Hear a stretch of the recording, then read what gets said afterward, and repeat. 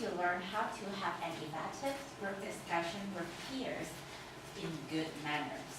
Could you think of any elements in order to have good conversation with in a small group? You need to listen. You need to listen. And You also have to participate. do you speak when somebody is talking? No. Yes, we need to respect to other people. Okay, so now let's watch a short video clip of a bad example of discussion in a small group. I would like you to think of what they did badly and how they should change. All right?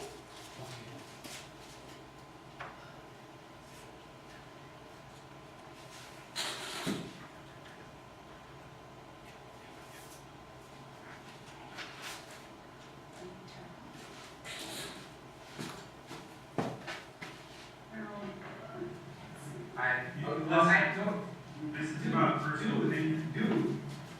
My best friend, she's so cute. Like, she's all furry. I think having a friend in high school is very important because who else is going to invite you to parties? Otherwise, you're just a loser sitting at home, and I don't know. Loser? Did you use the term loser? Listen, my circle of friends, loser definitely paints a picture. There is a loser.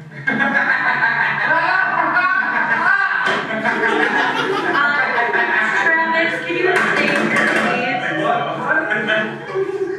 All right, why? Think so boring. Okay, Jenny, I want you to think about, are your friends boring? Yes. Well, I want you to think about. I can tell you. Okay, I can tell you. Eric. I can. What, Eric? Eric, To yes. me, it's Eric. Yes, Eric. Did you call me or the Eric behind me? No, you. Don't call me Eric. Michael, I'd like you to stay calm. I'm calm. He smells weird. No personal remarks. Sorry. No, I'm sorry. No, I think also her friends are important because they make my friends look better in Are you comparison. talking about me? No. Oh, that's nice. Yeah, you're just gonna sit there and act like I'm not here. Great. Can we remember who could? All right. So, could anyone tell me anything they did badly? And what should they change? They did not say nice things to each other, so they are fighting. You're right. How about Spencer? Do you notice anything? They were. One of them stood up and started jumping up and down. Yeah, they're not in good manner, right? They don't behave as well. Okay, so all of you are very good observers. And now, in order to not repeat the mistakes they made in this discussion, let's learn how to pose and respond questions nicely, ask for clarification of information, give comments with justifications, and expressing agreements and disagreements to others' perspectives. Okay, let's learn some about different sentence starter we could use in a conversation, in a group discussion.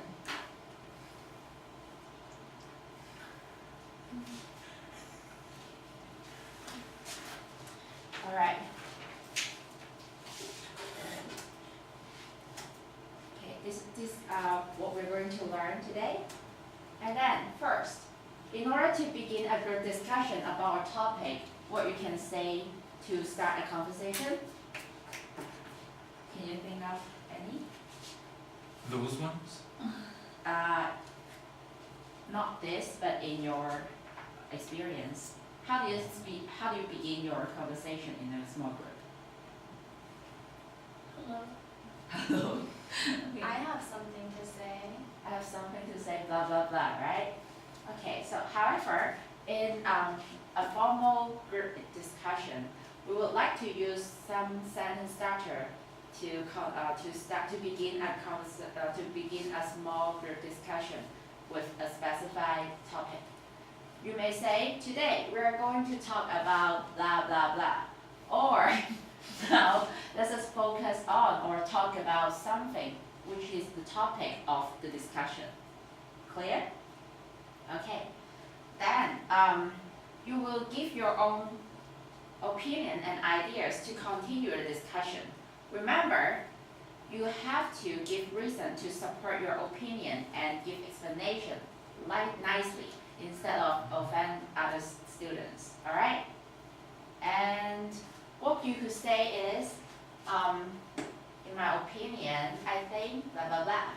Or I think something is a good example or idea because you need to give justification. And then, or you can say, I prefer something because something, all right? And then, now when somebody poses a question to you, no matter it is a challenging question or a question with obvious answers, you will need to give responses nicely. For example, you may say, oh, thank you, your concern is true, but I think, or alternatively, you can say, thank you, I haven't thought about this concern. I will look for it after this discussion. In this way, you still maintain your manner, even though questions are offensive to you or you don't have enough information to respond to the questioner. Okay. Next, when somebody is talking about, when somebody is talking something unknown to you, then you may interrupt and ask for clarification. What you need to do is just say, excuse me, could you repeat something again? Then the person may try to clarify or give explanation of the thing he's talking about. Another thing you may say is, sorry to interrupt, but what do you mean for blah blah blah, alright? Okay, the last one is about common others' perspective. In order to show agreement, sometimes we will try to say, well, I agree with you because blah blah blah. Or you may say another way nicely, like, I'm afraid I agree with something because. Another way is, I was just going to say that. Well, this way is usually appear in our class, and usually students will just try to give more explanation after that. Okay, when we try to show this disagreement, we will say first, I may say, I don't think so, and then you give your justification. Or you say, I'm afraid I disagree because blah blah blah. And then the last one, or you may say, no, I'm not sure about that. Clear? Clear. Any questions? Okay. Now, let me try to give some explanation here. When you try to say, when you try to express disagreement in these ways, you won't offend other people and phrase the conversation as the discussion we just watched. All right? Okay, now, can I have the paper for preparation? Now, I would like you to work in three people in a group. Listen carefully to the following instructions about what you are going to do. After the instruction, I will assign you into groups. You are now given an instruction sheet of the topic you will what you're going to discuss about. First, would you mind to put in the middle? Yeah, this one is the instruction sheet. And first, the task of you and your group is to discuss where the class is going to have the field trip and how to organize the trip. Second, I would like you to have your discussion with all the sentence starters we just talked about.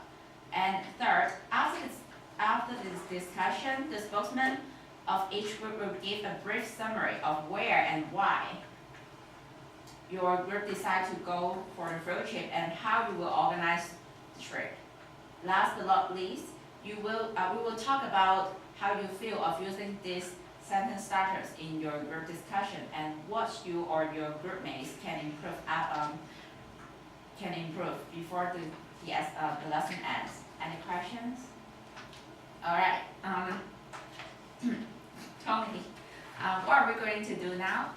We're going to have a discussion about where field trip is going to be. Alright, so, I'm going to write the instructional board.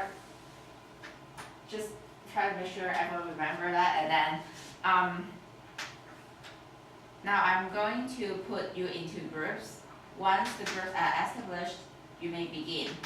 Okay, Tony, you may be the first, student 1, student 2, and student 3. Good? Okay. Student 1, student 1 is the student who read the instruction.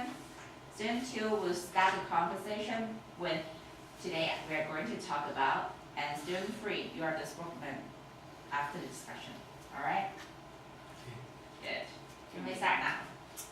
So it says, you and your group is going to plan a field trip for our class.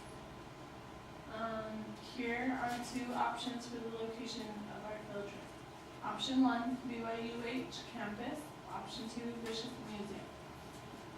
Question 1, which location do you choose for our field trip? Why? Question 2, how do you organize the trip? And it says examples, who is going who's going to make a poster, who is going to make an announcement, anything you can think of. Today we are going to talk about going on a field trip to either the BYU Hawaii campus or the Bishop Museum. I think because we live so close to BYUH campus, we should go to Bishop's Museum. Because I've never been there. I agree with you. Bishop's Museum has a lot more options for learning experiences than the BYU Hawaii campus. I'm afraid I disagree because I feel that we would be saving money by visiting someplace that is closer to home with resources that we have. That's a good point, but the money we will save, the opportunity cost is there are not rich in knowledge resources at the BYU Hawaii campus like there are at the Bishop Museum. No, I'm sorry, I disagree. How about Tony? What do you think? I still am siding with Bishop's Museum because it will get us away and see the world outside of the EU.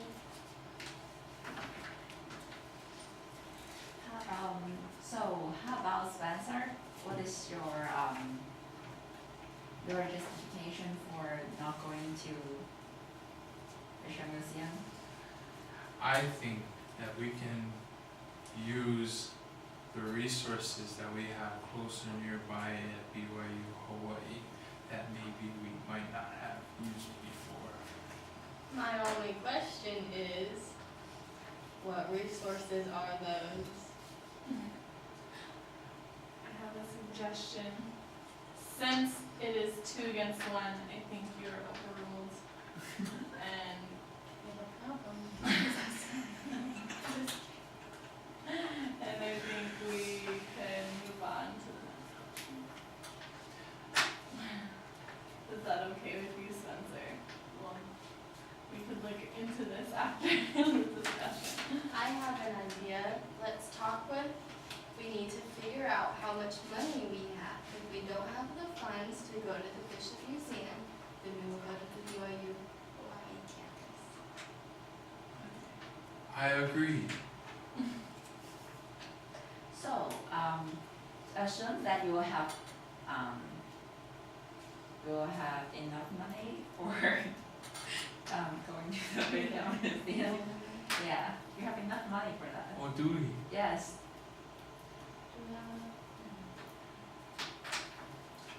So, if we have enough money, then How are we going?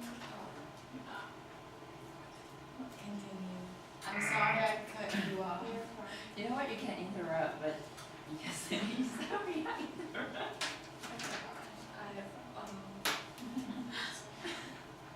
I will try harder next time to not interrupt. Who is going to make a poster? I will make a poster, What will you include on the poster? a picture of Bishop Museum and the libraries and overflowing amounts of knowledge we can obtain from going there. Why do you want to put a picture of this machine on it? In my opinion, I feel if I were to put a picture of Bishop Museum at a good angle or that might be attractive, then those who we want to come out to the activity would make an effort to be there. I was just going to say that. Oh, I agree. Alright, so you guys have a good conversation here. So, student free, Spencer, right? Can you give us a first summary, please? Today we will be talking about where we will be going on our field trip. We felt that because we had the resources and enough money to go, we will be going to Bishop Museum because it is a better opportunity for education than BYU Hawaii campus. And then we also discussed that we will make a poster to advertise this field trip with a picture of the Bishop Museum on it to attract those who are interested. Very good. So, for the rest of the group, agree with his summary? Alright. Okay, so, how do you think for the discussion we had? We didn't agree, but we came to a decision after. Yes, and do you feel comfortable with using sentence starters? So, Megan, how do you feel? So, what sentence starters do you use? I use the sentence starters of, sorry to interrupt. I was just going to say that. I'm afraid I disagree because. Spencer, when you hear Megan say this, what do you feel? How do you feel for the discussion? Are you comfortable with that, even though she disagrees with you? I would like her to agree with me, but it's not as bad as if she yelled at me. Nice. All right. So Tony, how do you think you use the sentence starter for the group discussion? How do I think it helps? I think it just makes it so people don't get offended and it sets up a professional environment. Nice. So what improvement can you guys think of? That this can be used when talking to anybody. That this can be used when talking to anybody. What can you question? Oh, so what improvement can you think of for the group discussion? We can add more clarification or justification to what we're saying. Yes. Yep, this is good. When sometimes we will encounter any unfamiliar information or difficult vocabulary, you could ask for clarification and in order to get to the understanding. Okay, so today we have learned a couple of sentence starters and practice in a small group discussion. Think about how you will maximize the functions of these sentence starters. In the next class period, we will talk about how to draw conclusions from different opinions and invite science groupmates to participate into discussion. Thank you. Yay!